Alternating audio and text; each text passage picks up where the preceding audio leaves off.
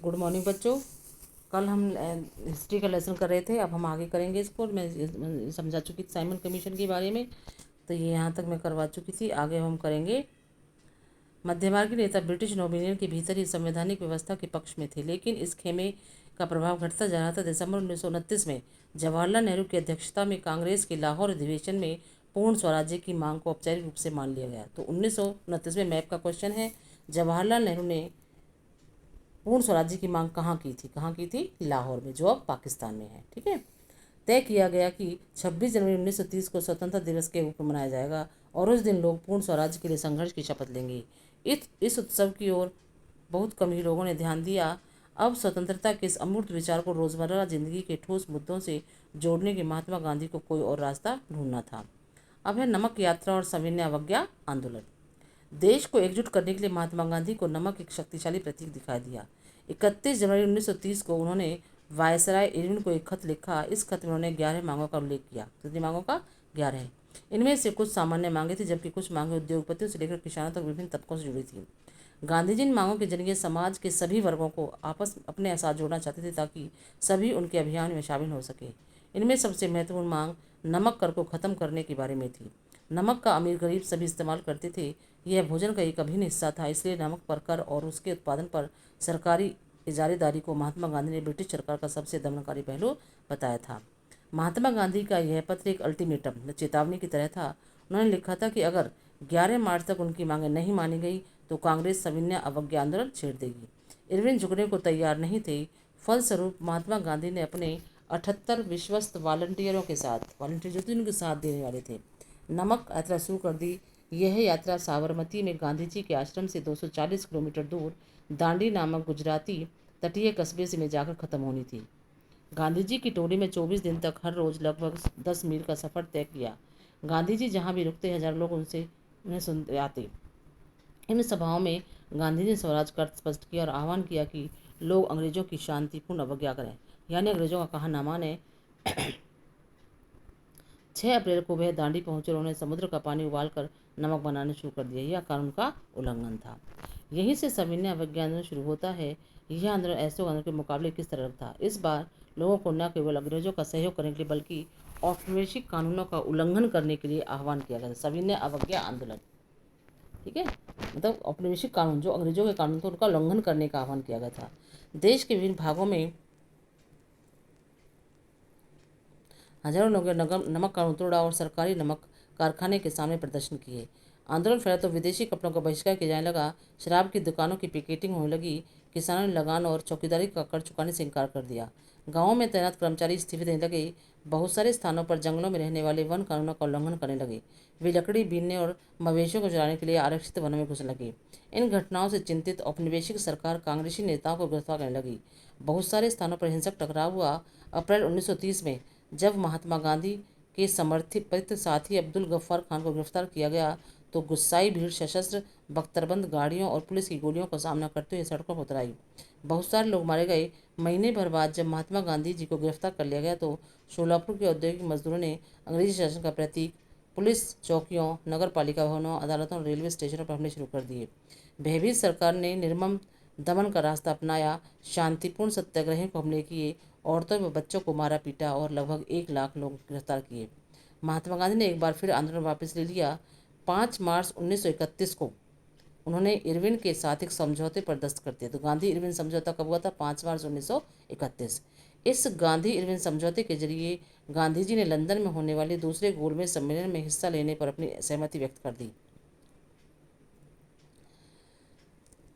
इसके बदले सरकार राजनीतिक ये जो गोलमेज सम्मेलन क्या था कि इसके बदले सरकार राजनीतिक कैदियों को रिहा करने पर राजी हो गई।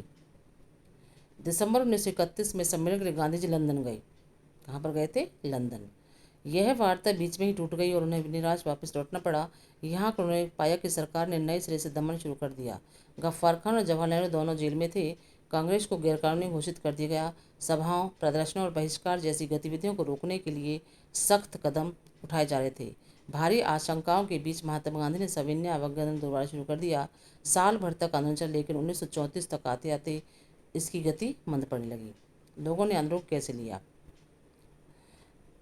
आइए देखें कि सिविल नाफरमानी या सविनय आवेदन में शामिल विभिन्न सामूहिक समूह कौन थे, उन्होंने आंदोलन में हिस्सा क्यों लिया, उनके आदर्श क्या थे, उनके लिए स्वराज्य के क्या मायने थे।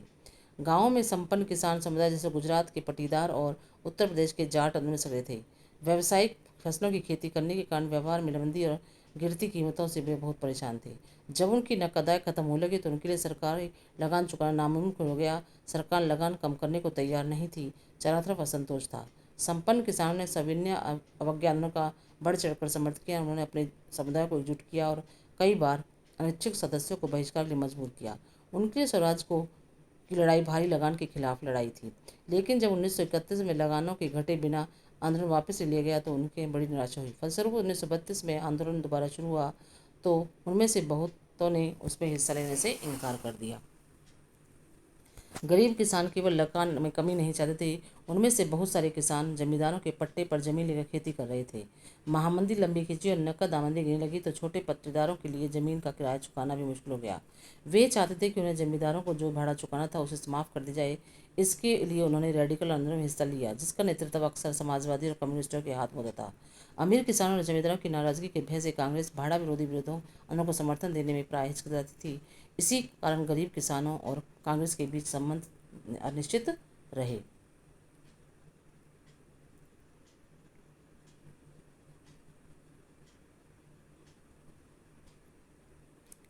व्यवसायी वर्ग की क्या स्थिति, उन्होंने संविज्ञान आंदोलन में के बारे में क्या रखना है। पहले विश्व दौरान भारतीय व्यापारियों और उद्योगपतियों ने भारी मुनाफा कमाया था और वे ताकतवर हो चुके थे। अपने कारोबार को फैलाने के लिए उन्होंने ऐसी औपनिवेशिक नीतियों का विरोध किया जिसके कारण उनकी व्यावसायिक गतिविधियों में रुकावट आती थी। वे विदेशी वस्तुओं के आयात से सुरक्षा चाहते थे और रुपया सर्टलिंग विदेशी विनिमय अनुपात में बदलाव चाहते थे जिससे आयात में कमी आ जाए। व्यावसायिक हितों को संगठित करने के लिए उन्होंने 1920 में भारतीय औद्योगिक एवं व्यावसायिक कांग्रेस और 1927 में भारतीय वाणिज्य एवं उद्योग परिसंघ का गठन किया। पुरुषोत्तम दास ठाकुरदास और जीडी बिरला जैसे जाने माने उद्योगपतियों के नेतृत्व में उद्योगपति ने भारतीय अर्थव्यवस्था पर औपनिवेशिक नियंत्रण का विरोध किया और पहले सिविल नाफरमानी आंदोलन का समर्थन किया। उन्होंने आंदोलन को आर्थिक सहायता दी और आयातित वस्तुओं को खरीदने या बेचने से इनकार कर दिया। ज़्यादातर व्यवसायी स्वराज्य को एक ऐसे युग के रूप में देखते थे जहां कारोबार पर औपनिवेशिक पाबंदियां नहीं होंगी और व्यापार व उद्योग निर्बाध ढंग से फूल फल सकेंगे। गोलमेज सम्मेलन की विफलता के बाद व्यावसायिक संगठनों का उत्साह भी मंद पड़ गया था। उन्हें उग्र गतिविधियों का भय था। वे लंबी अशांति की आशंका और कांग्रेस के युवा सदस्यों में समाजवाद के बढ़ते प्रभाव से डरे हुए थे।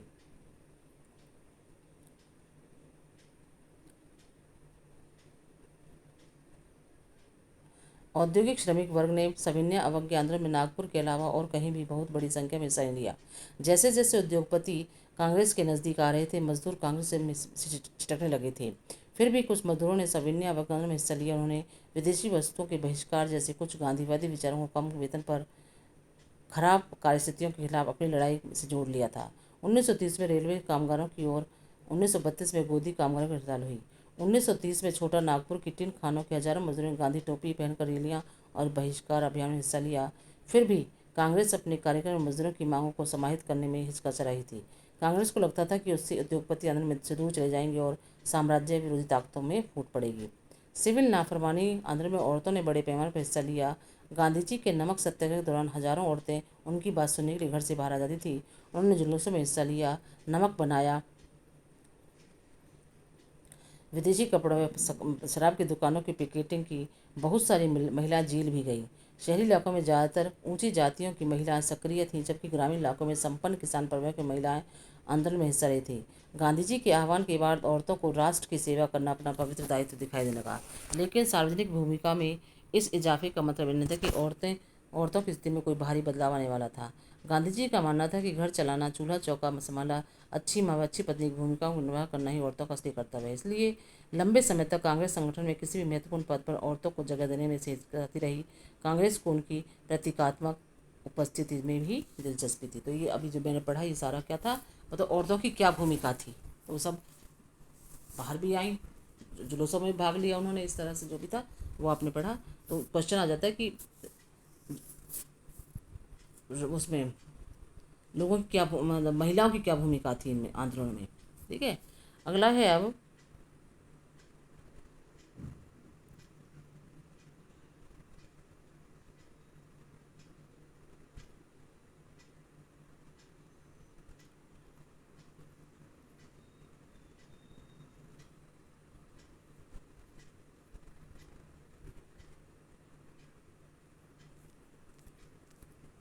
तो अब हम यहाँ यहीं तक करेंगे, आगे कल हम आगे वाली क्लास में करेंगे। अब जिस तरह मैंने आपको बता दिया है,